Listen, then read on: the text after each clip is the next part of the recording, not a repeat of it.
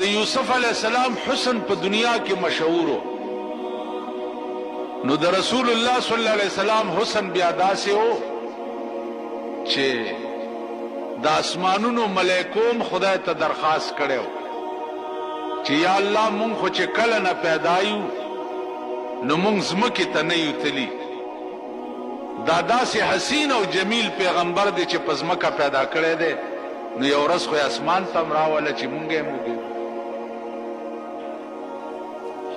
علما لیکي چې د معراج تلو څومره اسرار او رمایز دي، نو یو صرف پکې دامو چې الله د ملائکو درخواست منظور کړو چې ولې بوتلو ورته خودو چې هغه پیغمبر دی. حضرت عائشہ رضی اللہ تعالی عنہا فرمائی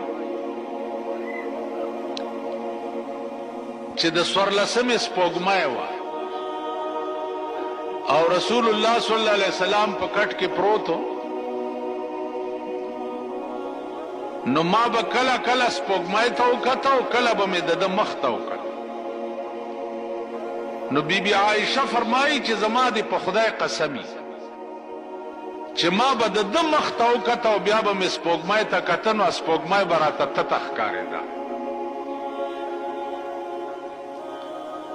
عزیزانو دا خو لا څه کوئ، ماریا قبطیه یو وینځه وه د رسول الله صلی الله علیه وسلم، وینځه وه. پخوا په دې ملک یو عادت تیر دی چې د شپې به سړي ته د تشو متیازو ضرورت پیښ شه، نو کوټې نه بار به نه راوتو، دننه به څه د خاورو لوښی کټوی یا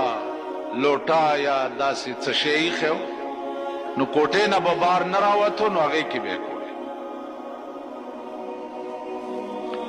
حضور علیہ السلام ته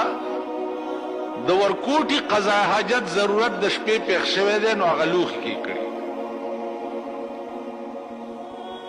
سهار هغه ماریه قبطیه ته حضور علیہ السلام فرمایل چې دننه لوښي کې څه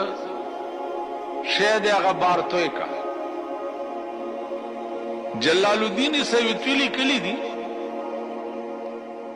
چې هغې ورته ووی چې یا رسول الله اخو اوبه وې، ما وی چې اوبه دي ما وڅکلې. حضور علیہ السلام ورته ډېر په غوسه شو چې خدای بندې پته نه لګی اوس کې وی لوښي کې پرتې وې، ما ویل چې جوړ اوبه دي جي هغه خو ما وڅکلې.